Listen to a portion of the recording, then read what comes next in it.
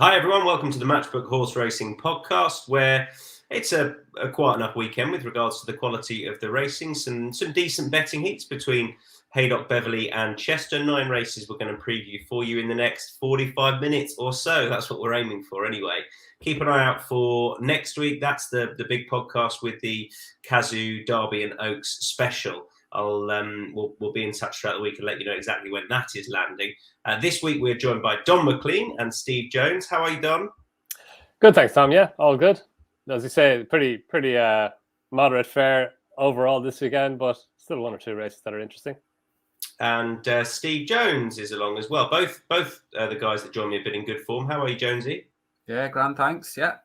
You put up a couple of big price winners last week. You copied me with Who Put 50 in You. Well done there. It was a good shout. And also Valley Forge came in for you win and place. And you still got loads of abuse on social media. So well done. Yeah, I always enjoy that. It was a nice surprise because I must admit my heart did sink a little bit when I saw that you tipped the same horse as me, but it worked out all right in the end. Don't worry, I had a saver on the favourite that got beat, so there you are. We're tracking the best bets on the podcast. Donn McClean, welcome back. Your last 4 best bets have yielded some good profit. You went with Brazil, and I know it goes a while back. Brazil at Aintree, and then Ahoy Senor the following day was a great shout, who won at 5.0. That was the industry SP. Manila Crooner didn't come in, and then Al Karim was a great shout at York back a couple of weeks ago, 5.5 shot. So they've been going pretty well, the best bets, Dob. But will you always will you back most of the horses you put up, or will you focus on the best bet, or is it a bigger stake on the best bet? How do you work? Well, yeah, I'll always back my best bet for sure, and most of the others I'd say but yeah, no, just that happened. You tend to have me on just before I tip a winner, which is great. That's the plan. That's always the plan anyway. The best lays have been in good form as well, although we're struggling for some lays between us this week. We'll see how we go over the next 45 minutes or so. A reminder to head to insights.matchbook.com for a recap of all of our bets. And if you're liking our content on YouTube, give this video a thumbs up. You can subscribe for free. You can give us a follow and a 5-star review via your preferred podcast app if you're listening to us as well. There'll be timestamps available for each race. Have a look in the description on whichever medium you're watching or listening to us. Right, let's get stuck straight into the previews then. We'll start with the 145 at Haydock, and it is the Achilles Stakes. And I'm just going to get the card up in front of me. We've got a field of 11 going forward for this Achilles Stakes. A Dragon Symbol is the horse that heads the betting. He's a horse that I don't think any of us sided with last time in the race won by Highfield Princess. Strange sort of race that. Anyway, he's 4.33. And then we have some bigger prices beyond that. So Clarendon House is 9.0, Atalis Bay is 10.0, as is Tabdeed. Ra Sellers in there at 13.0. Bigger prices, the rest beyond that. I was very tempted with Dragon Symbol, Don, and I know that's where you're looking. There's something holding me back, but I guess for you, the dropping back to the minimum must be a plus, right? Yeah, for sure. And look, I did try and take him on, and Clarendon House was close, but I just think he's the best horse in the race, and you just have to forgive him his last run, which was his first run for Roger Varian since joining from Archie Watson, and maybe they're just, I don't know, figuring him out. And like his form last year as a 3-year-old was really head and shoulders above most of what's available here. And look, it is a bit of a risk because he does have to bounce back from however way you skin it. It was a disappointing run last time, albeit over 6 furlongs. He showed so much pace even that day over 6 for 5 of the 6 furlongs before he was passed, and Highfield Princess ran out a good winner. But I just think he's the best horse in the race. He's well clear in official ratings, and I think that 4.33 or thereabouts, it's a big enough price for you to allow for a disappointing run on his first run back. Look, it is a risk, but I think that risk is factored into odds of 4.33. Yeah, he looks the best horse in the race, Steve, for me. But you're looking elsewhere. Is that because of the run last time that's putting you off? Yeah, for sure. I've always thought that Dragon Symbol was kind of a 5.5 furlong horse. And I thought 6 furlongs at York would be perfect. I mean, you say none of us sided with him. I've got a different recollection of that because I thought I really fancied him last time. Maybe you did. I thought he had the potential to be really good this year, Dragon Symbol, when you consider he was runner-up in the July Cup. He was second to the French Fillies, Suesa at Goodwood, and then he was placed in the Nunthorpe. And like Donn says, that form is head and shoulders above anything else. But last time, it wasn't that he was beaten and didn't run all that great. He was beaten 12 lengths, and he'll have to take it. And I know he was keen, but he was prominent, and that nothing got into that race. The Duke of York. If he's on last season form, he wins. If he's on last time out, if he's anywhere near last time out form, he doesn't. So, like Donn says, the risk is factored into the price, and he is a tempting price if you can forgive him. But I'm not the forgiving type, especially not when he's robbed me of my money last time out. So I just think. Apart from Dragon Symbol, it's not a particularly deep race. I mean, it's a listed race, and Dragon Symbol's got Group 1 form, so you wouldn't expect it to be. But there's one horse in there that he does need fast ground, which is a little bit of a concern considering they have had rain at Haydock this morning. But the forecast is for nice on Friday and Saturday, and if that's the case, King of Stars has got a really good chance of at least hitting the frame at a big price. And this horse is rapid. He is very, very quick. And if he gets good or faster ground, if it does dry out, he'll take some catching around Haydock, which is a sharp enough 5 furlong track. And Achilles Bay is another one that likes to go forward. But apart from that, there's not a lot of horses that you would think that would make the running, and nothing will be able to head King of Stars because he's that quick. And you go back to the last season when he did have his ground, he was second to Twilight Calls, who of course was only beaten ahead or something last week in the Group 2. So that form is stacked up. And in that day, King of Stars was giving Twilight Calls a bit of weight. So later on this season, he won well. At Pontefract, and then again at Yarmouth, and he looked really progressive. He's been running on the all-weather and in Dubai. He ran all right in Dubai, over 5 furlongs. He did run all right. He showed a lot of pace again. So he does have a little bit to find at the weights, but that doesn't worry me because I think this is a horse of great potential. And so King of Stars winning place for me, hopefully at a big price. I think he's about 34 to 1, something 34.0. Sorry. I sort of combined the two there. You did, yeah, which just sounded weird, really. But he is 34.0, Stephen, and like you say, so he's rated 100, and he'd have a bit to find, £12 to be precise. But as you say, official ratings, you can look beyond those. I'm with you on the pace in the race. I don't think Dragon Symbol will be too far away. I'm having a winning place go at Achilles Bay. He's a course and distance winner. We know the track suits. I was a bit disappointed with his finishing effort in was it the Palace House last time? Yes. But I think he's worth another chance on second start for Robert Cowell. I feel like I might look to trade in running as well. I think he'll be up there. I think he'll trade a good bit shorter than that. I just have a slight concern whether he'll definitely see it out, but I think he's a good bit of value in there at 10.0. So let me just confirm it's 10.0. Yes. Dragon Symbol for Donn, and then a couple of chickeny win and place shouts for Stephen, although Steve's is a big price. King of Stars at 34.0. Let's move on to the 205 at Beverly. This is the Hilary Needler. We've got 2 races over the minimum at Beverly for 2-year-olds. This is the one for the Fillies. And prices are as follows: 2.88, absolutely flawless. Par Fire 4.5, Primrose Ridge 6.0, 8.0 for Star of Lady M, Distinguished Lady and Fragrance, and the final trio are big prices. Donn and I agree here that absolutely flawless is the one to beat. She's 2 from 2. William Buick and David Loughnane combining. I think one thing about William Buick is, he was at Hamilton yesterday riding for Jim Goldie. He rode a couple for George Bowie as well. But I think it's interesting the horses he's riding. He rode a treble up there.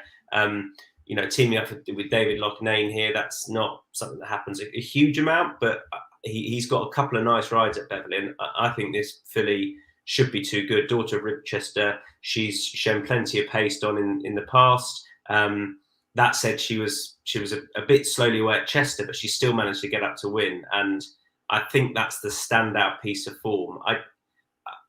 I'm not saying she's a big price at 2.88. It's probably about right, so it wouldn't be a big bet, but I think she should be too quick and too good for these. I think the track will suit as well, and she's drawn okay to get on the speed from 6. Yeah, like I agree with all of that. I just thought in the Lily Agnes, she did really well because, as you say, Tom, she missed the break. She was out in stall 5, and she was squeezed out of it as well, having missed the break. Now, as a result, she was able to get in and get into an inside berth in behind the pace, but they came off the rail early in the home straight at Chester. She went up the far side, and she just showed a really good, willing attitude to get up and win. They did go fast, and that may have set it up for her a wee bit. Like, she might have been a little bit flattered, I thought, and the 3rd and 4th have both run since and been beaten. But just her attitude, given how much went wrong early in the race, and she won with a wee bit in hand. She won by over a length in the end. And yeah, if she can get a slow start, well, it's not ideal at Beverly. It's not as big a handicap as it is at Chester, and she's at stall 6. But I don't think the draw at Beverly, it used to be really important. A low draw was a massive advantage. I think it's still an advantage, but not as big as it used to be for some reason. So I wouldn't worry too much about that. She is short, but I think on what we know, as Tom was saying, she brings the best piece of form, the best level of form into the race. And yeah, I think she's a worthy favourite.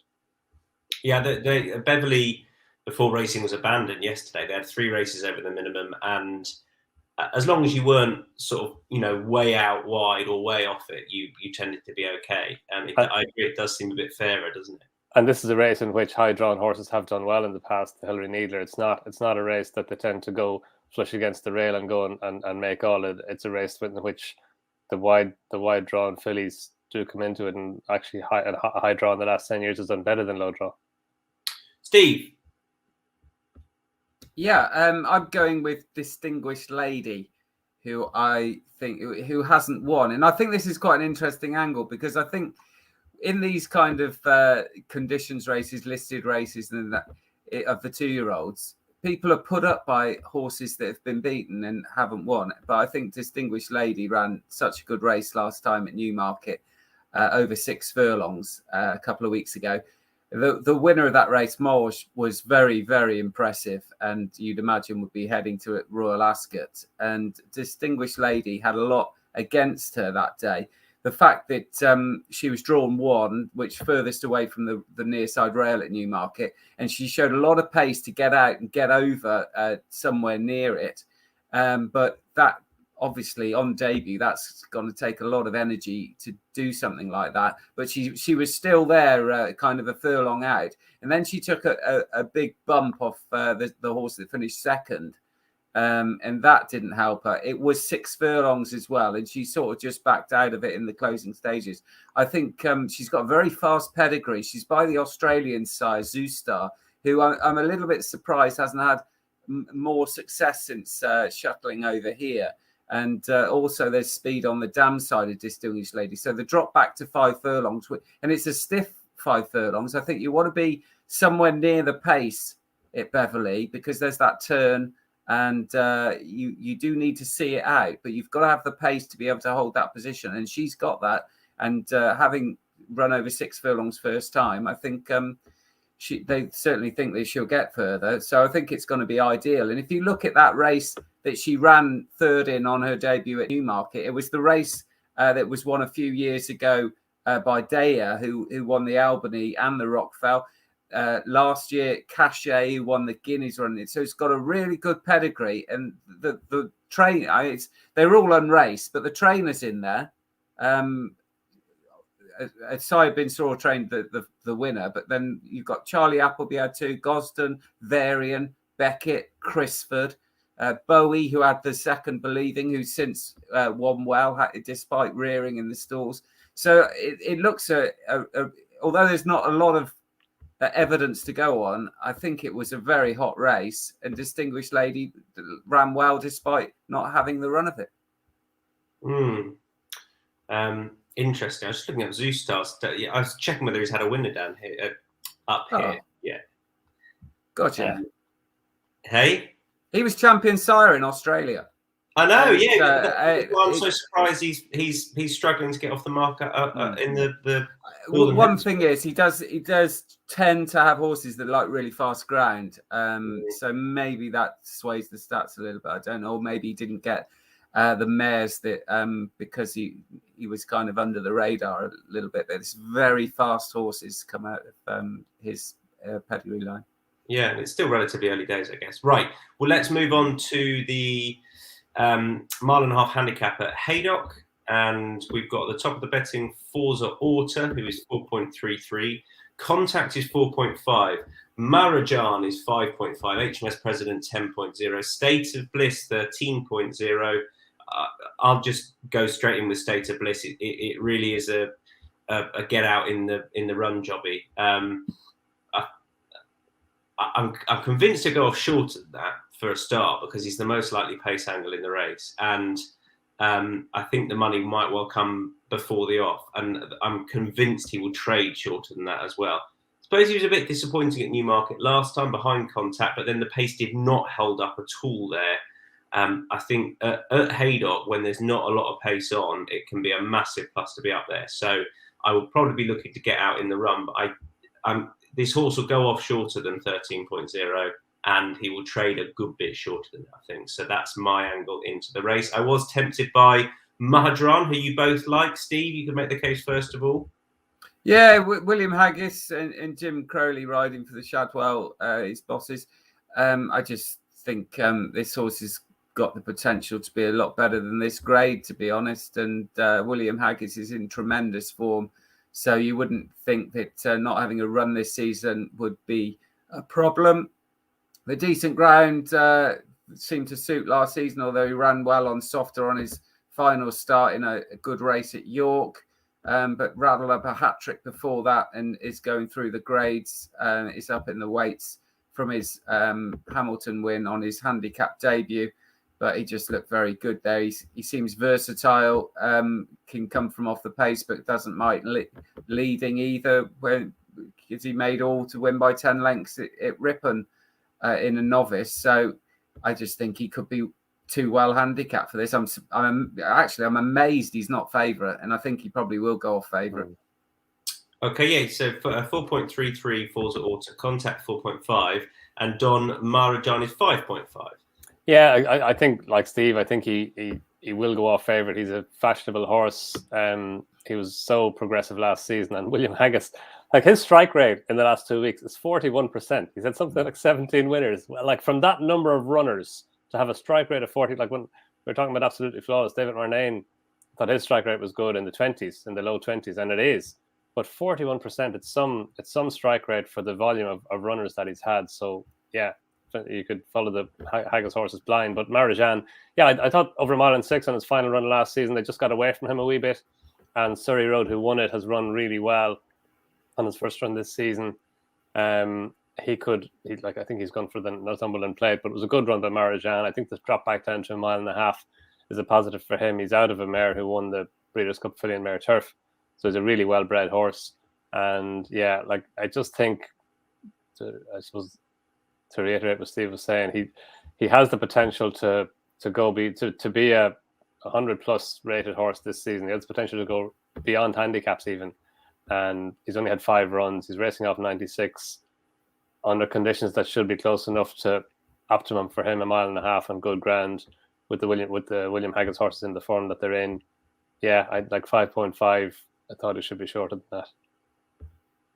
Okay, may well go off favourite. Mine's a price angle 2. That's the mile and a half handicap at Haydock. Moving back to Beverly for the 240. This is a handicap over 7.5 furlongs. And at the top of the betting, you've got Percy's Lad, who's 3.75. Wob Wob Wob 5.0. Hugo Gregory 6.0. Blue for You 9.0. 11.0 for Rising Star and I'm a Gambler, and then bigger prices the rest.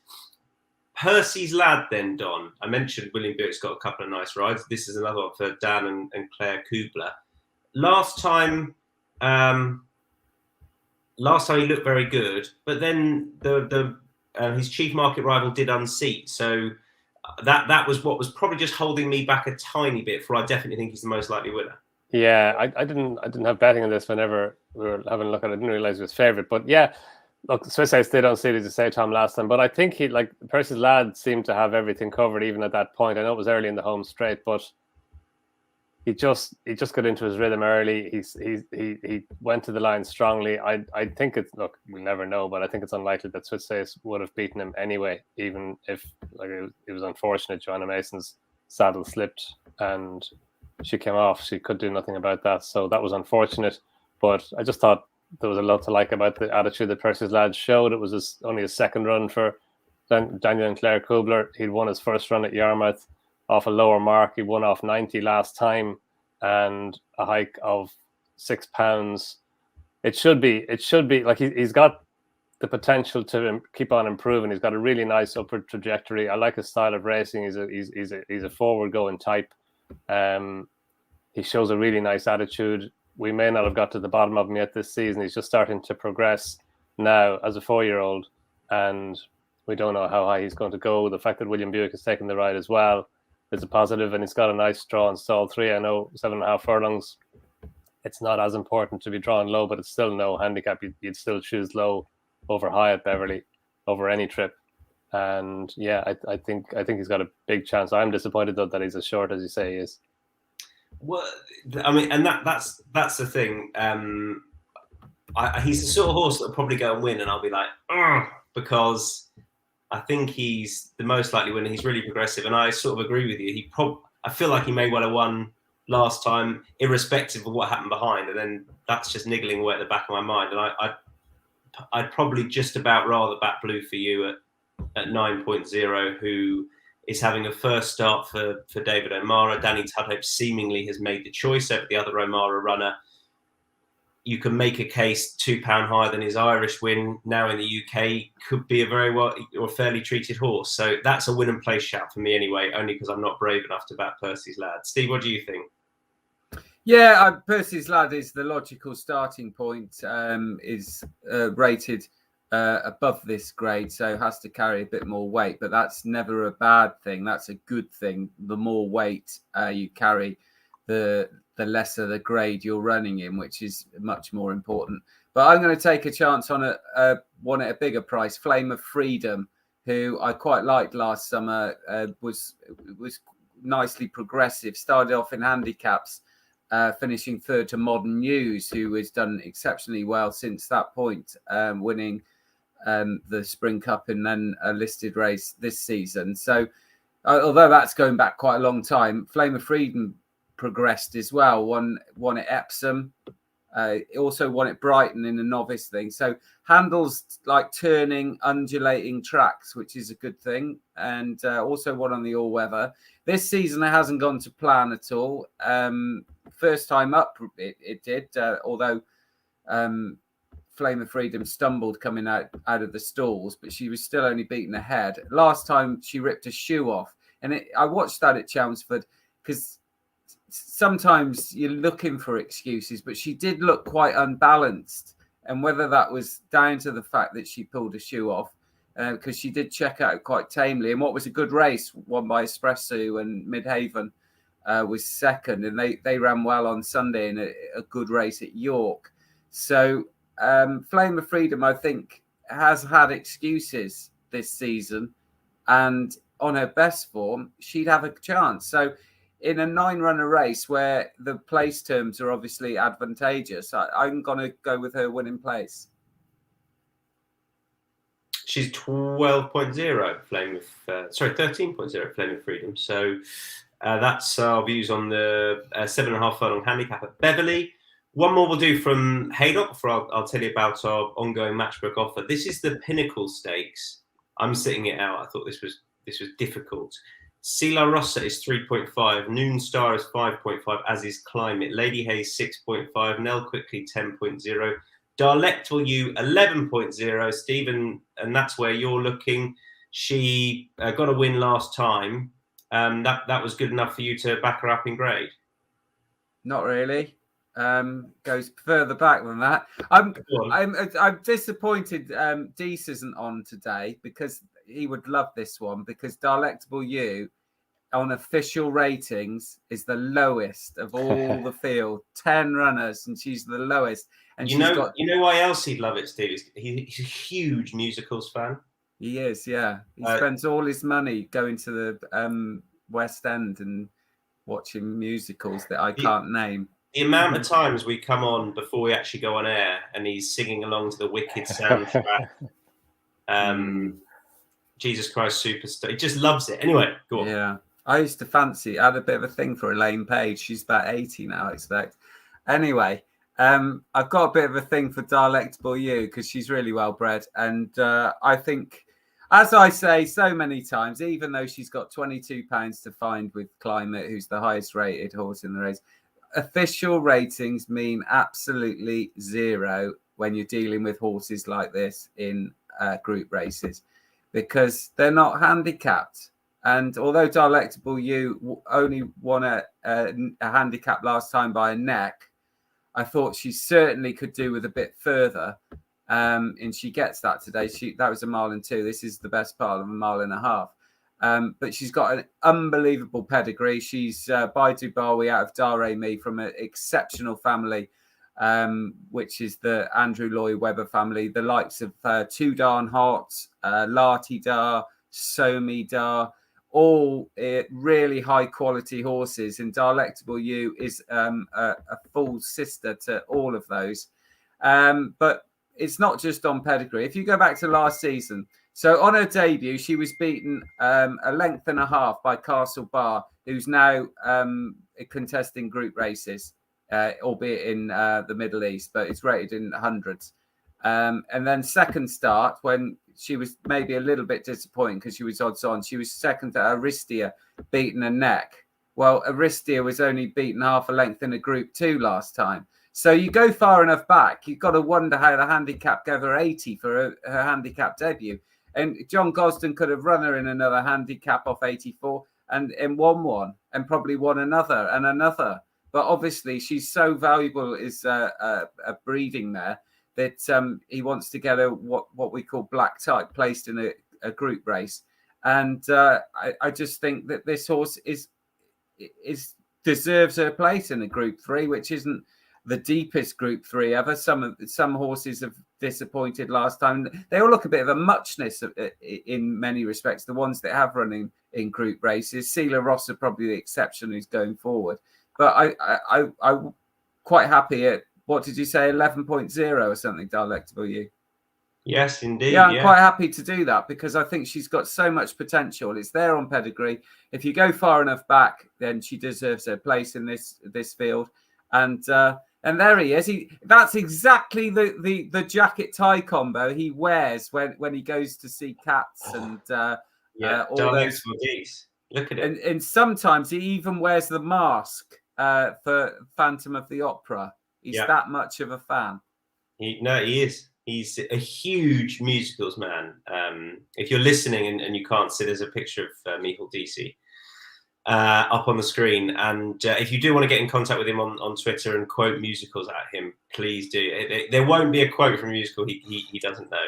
I think that picture, looking at his face, I think that picture was when he realised that one of his favourites was sold out, and it was kind of a look of resignation that he wasn't going to see that this summer. Yeah, or he got a restricted view seat. Anyway. Oh yeah. I've just Googled Elaine Page. I don't see it, Steve, I'll be honest. Don, what are your thoughts? Not on this. No, on this, Climate. Not because she's the highest rated filly in the race, although I don't think it's a harm to the handicap. I think she's the best horse in the race. I think stepping up to 1.5 miles is a positive for her. Her run in the Pride Stakes at Newmarket at the end of last season was a very good run. She was only 5th in the end behind Ville de Grace, but she got no run at all. She was on the far side and she stayed on. She was a massive price that day, but she proved that she belonged in this grade. And then last time in her debut this season, she went back to Newmarket and finished 4th in the Dahlia Stakes over 9 furlongs when she kind of raced towards the near side that day, and they got away from her a wee bit, Dream Loper towards the far side, Ville de Grace as well.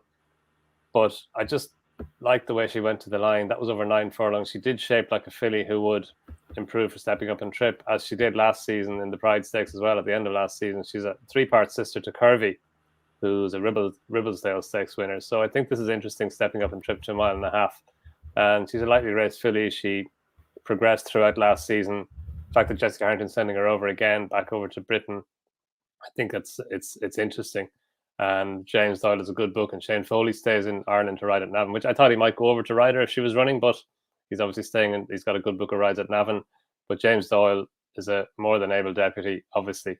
And yeah, I think she's an interesting filly with potential to improve for stepping up and trip. Okay, let me tell you about the ongoing offer.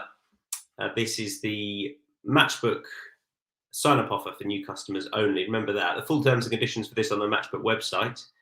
It's a £30 welcome offer with money back as a free bet if your first bet loses. So if you don't have a Matchbook account and you like any of our sports previews, it's well worth taking advantage of. You open up an account and use the bonus code INSIGHTS30. That's the number 30, INSIGHTS30. You place your first bet. If it loses, Matchbook will refund your stake as a free bet up to £30. You're likely to get best odds anyway, given the nature of the Matchbook exchange. And if you don't have an account, open one up. And any bet up to £30, if it loses, will be refunded back into your account as a free bet up to £30. Insights 30 for that. Well worth doing. Right, we move on to the 315. It's the 2-year-old trophy conditions stakes, and betting as follows. Whistle and Flute is 3.0, Rogue Spirit 5.5, Chateau 6.0, JM Jungle 7.0, the Riddler 9.0. Bigger prices beyond that. I thought that Whistle and Flute, when I made the selection, I didn't have betting. I made him favourite. He probably a tiny bit shorter than I thought he might be. So that tempers my enthusiasm a bit. I 100% think he's got the best form in the race. I like Bakil, who he bumped into last time when sent off favourite. That was in the race that Connections had run Chipotle in, same Connections. He's clearly pretty smart, clearly very quick, and I think definitely the one to beat here. I think that the track will suit. He comes out of 5. I don't think he'll be too far away. Maybe just track it. He's definitely the right favourite, so it wouldn't be a big bet by any stretch for me. Looking elsewhere, Steve with Chateau. Home in France, Chateau, who I thought ran a really, really promising race on debut. It's another horse that comes here having been beaten after one run. And again, I think the market overreacts a little bit to that. And that was that came at Salisbury against the third behind a horse called Remarkable Force of Alice Haynes in those Ammo Racing colours. And Remarkable Force is won again up at Musselburgh since. The second horse there was a horse of Clive Cox that ran about a bit and did Chateau no favours whatsoever. And Chateau was travelling really well. It was a small field, but it just had 3 horses in a wall in front of him for much of the race. And when he did get out, he wasn't put under a huge amount of pressure. David Probert looked after him, and he I think is going to step forward a huge amount for that, because nothing went right on that debut. He was bumped. He was poorly positioned. He met traffic problems, and he was still only beaten just over a length by a horse that's won again since. So I think the form's very good. I think there is a huge amount more to come from Chateau. Andrew Boulding's horses, he's been a little bit slow this season to get going, but I think they are now starting to hit top form. And I expect Chateau to win. I'm pretty confident of Chateau. Okay, and JM Jungle is a 7.0 shot for you, Dom. Yeah, I just thought, like the attitude that he showed the last day, Tom. Look, we don't have a whole lot of evidence to go on here, but he travelled well just behind the pace, and he had to be switched late on. I thought he did well to get up and win. He beat a horse into second place on Mick Shannon's, who went out and won a novice stakes next time by 5 lengths. So the form looks good. He's well bred. His dam's a half sister to James Garfield, who won a Millreef Stakes. Obviously, as a juvenile, John Quinn won this race last year with Tipperary Sunset. So I think there's plenty to like about him. And he's drawn in stall 1 as well, which, as we've already discussed, there's no negative, albeit not quite the positive it might have been. But I think there's plenty to like about him. And yeah, 8.0 or 7.0, that's more than fair, I think. Okay, that's a look at the conditions stakes 2-year-old trophy at Beverly. We move on to the 3:30 at Haydock. It's the Gaunt Stakes. I've absolutely followed you in here, Don. We've got this one right. This is an absolute no-brainer. So yeah. I mean, how you can put up Lanakash, who completely forgotten how to win, I don't know. But we'll come to that, Steve. Don, you can make the case for the good thing first of all. Yeah, Kinross. Look, this is his trip. He's proven at the track. It's probable that Rafe Beckett's had the race in mind for a while. He hasn't run yet this season, but I wouldn't worry too much about that. Like he had a break before he won this race last year. He'd been to Maidan last season, so it wasn't as long a break as he's had this season, but he still went into the race fresh and he won well. He beat a good horse, Jessica Harrington's, and Njord into second place. And he continued over 6 furlongs last season. He went on and won it, or over 7 furlongs, won the Lennox Stakes at Goodwood. He's remembered how to win. He's a horse now. It did take him a little while to get into a winning groove, but he's in it now. You can allow him his run at the end of last season in the Champion Sprint Stakes over 6 furlongs. It's just not his trip. He was a miler, and he raced over a mile as if he would benefit from a step back down to 7. He's now a 7 furlong horse. He's a specialist 7 furlong horse, and it's probable that Rafe Beckett will have trained him for this race from a little way out. We'll have him at concert pitch for the race, and yeah, to my mind, he's the most likely winner, and he's favourite. But what price is he? 5.0. I forgot to read out the price. Yeah, 4.0 with some. Well, they were joint outs actually, but Sunray Major's out to 4.5 now. Happy Power 5.0, Spycatcher 8.0, Lanakash 8.0, and 11.0 beyond that. Yeah, no, I just think he's the most likely winner. He's my best bet on the day. I think everything is perfect for him. I was really impressed with a Goodwood run, and he beat Creative Force. Didn't run badly at Deauville off the back of that in the Maurice de Geest.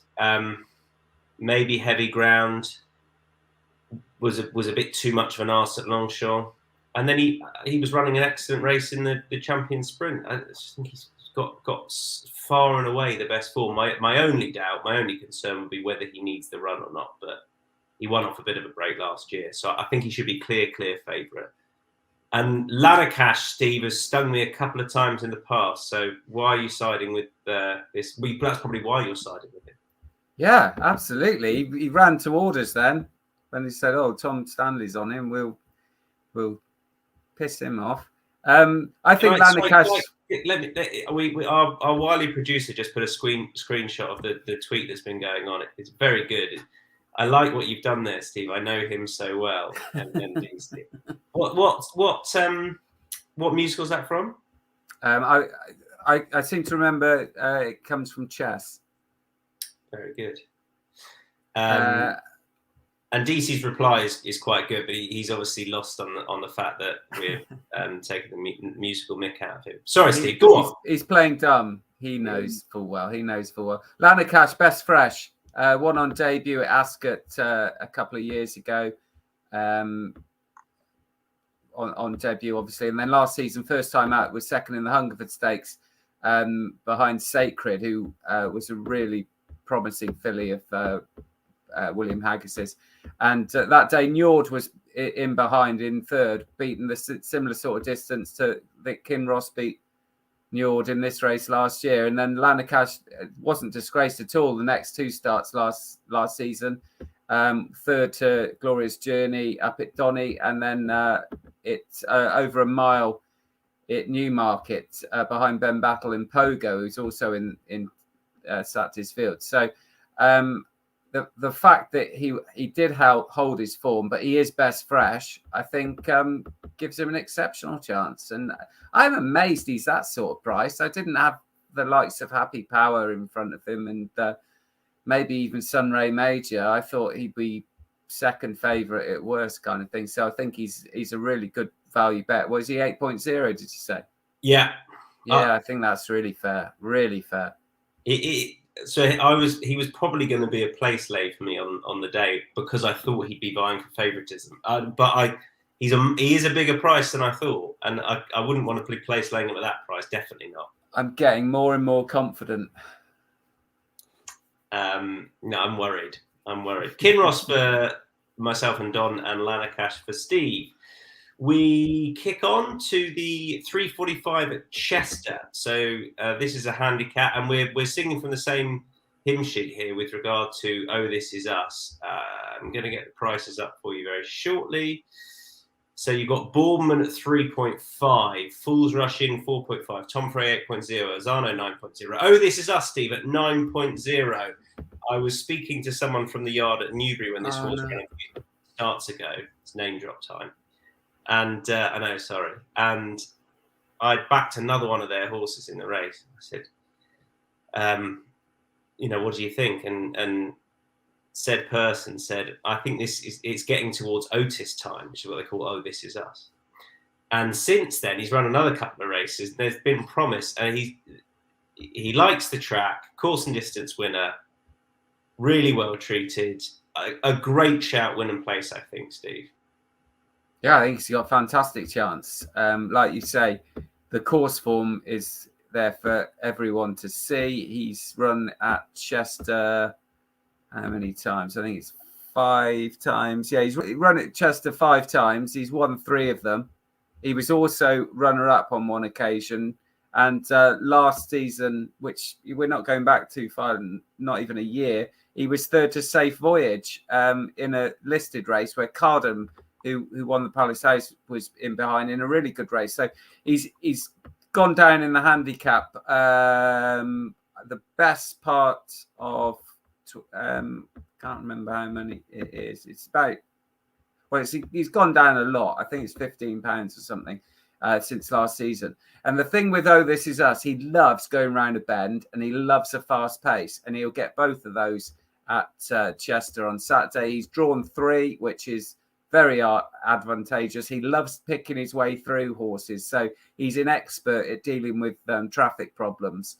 And this season, things just haven't dropped for him. And I think if they do around Chester on Saturday, like you say, he's got a great chance. Great chance. Donn McClean. Yeah, Boardman, he's similar actually to This Is Us. He loves passing horses. He's got good form at Chester. He won this race last year, actually, off a mark of 90, I think. So he's £5 higher than he is now. Sorry, it's £5 higher than it's £5 higher now than he was then. He got beaten at the last time he ran at Chester at the May meeting, but he was drawn 8th that day. He had to be dropped in well back in the field. He was last or second last early on. He had to come very wide into the home straight, and he still kept on. He stayed on down the home straight. He was only beaten a length or a length and a half in the end, and then he went to Thirst last time and won nicely. He got a £3 hike for that, which was fair enough, up to a mark of 95. And back at Chester, he's drawn and stalled 2 this time, so David Allen he doesn't have to be dropped in last. He can drop him in mid-division, as he was when he won this race last year. Rob Hornby rode him then. He dropped him in just around 4th or 5th in on the inside rail, and he won well. He only won by about a length in the end, but he won with a wee bit more in hand than that. He quickened up nicely, and he always looked like the most likely winner from the turn for home. And he comes into the race in good form, given that he won the race last year, and he's a course and distance winner. Obviously, Tim Easterby, I'm sure, has had this race in mind again for him for a little while. At £5 higher mark than last year, I think is fair. He's better drawn than he was the last time at Chester at the May meeting. And yeah, I can see him running a big race. Okay, heading the betting only just currently. And the last race we're going to preview is the last on ITV. It's the 350 at Beverly. Early prices for this we've got. When the guys, I've sat it out because I'm chickening out. But when the guys made their selection, we didn't have prices, so they may rejig their thoughts when I read these out. But just so you know, Aknamara is 3.5. That is your shout, Steve. Don Nooney is 5.0, Udaberry is 4.5, Nikki 5.0, 7.0 Alfonso Gron, and Halong Bay is 9.0. You said if pushed, you'll go for Nooney. I mean, I thought this looks a trappy race. Yeah, it's very trappy. I just thought so she seemed to improve when she stepped up to 10 furlongs on her last run last season for Mark Johnson. She ran over 10 furlongs last time at Beverly again, her first run for Ed Bethel, and she stayed on well. She hasn't won yet, but she's only run 6 times. I think the step up another 2 furlongs in trip will suit her based on her running style. And she's got a nice draw in stall 1. So, yeah, there are plenty of positives, I think, for her. But, yeah, it's a trappy race. And Steve? Yeah, I'm a little bit surprised that McNamara is favourite, but I think that he's still the way to go, to be honest, because I just think it'll be one of those races that we've seen so many times in the past where a Mark and Charlie Johnson horse gets out on the front end and just sees it out. And it didn't run at all badly last time at York, in having raced quite wide early on, which didn't help. But that was a hot race won by Al Kareem, and there was some nice horses in behind there, like Godolphin horse Wild Crusade, who'd won a couple, gone into it having won a couple, and there was in-form horses all over the place in that race, and McNamara wasn't completely disgraced. This is a much less competitive contest and a lower grade, and I think McNamara will just go out in front and see them all off. Okay, and we move on to best lay. Well, we haven't got any best lays, so we're gonna pass that one by. They all copped last week, but there's an open trappy feel to the racing this week, and as far as short prices go, there aren't too many we want to oppose at the moment. Best bets then, Donn. First of all, who's your best bet? Climate in the Pinnacle Stakes. Yeah, I just think she's a classy mare. There's more to come from her. The step up to 1.5 miles should bring about more improvement based on her running style and on breeding. I thought her run in the Pride Stakes last season was a very good run at Newmarket, for which she can be marked up a fair bit on that. And then last time at Newmarket on her debut this season in the Dahlia Stakes, she ran well towards the near side, and that's a race that's working out well. The 5th filly, Lilac Road, she went and won the Middleton Stakes next time at York. So yeah, I think there are plenty of positives about Climate. Steve Jones, your best bet? It's in the 3:15 at Beverly, the 2-year-old conditions race, and it's Chateau, who I thought should have won on debut at Salisbury, didn't. The forms worked out well and will take a huge step forward and should win, in my opinion. Okay, and I am with Kinross in the John O'Gaunt, the 3:30 at Haydock, who I think should be clear favourite. He's just about, but I think should be even shorter with plenty in his favour. We're done, ladies and gents. Thank you very much indeed. Donn, lovely. Thanks ever so much. Thanks, Tom. Steve, top man. Well done. Thank you. Brilliant. Looking forward to Lana Cash. Yeah, very confident. Sincerely hope that doesn't win. Don't forget, tweet Mihal DC at MDC with as many musical quotes as you possibly can. You'll love it and won't know what the hell's going on. And we'll chat to you again next week. Same time, I think we're aiming for next week for our Derby and Oaks preview. That's 12:30 on Thursday. If there's any change to that, we'll let you know. But otherwise, see you then. Good luck this weekend.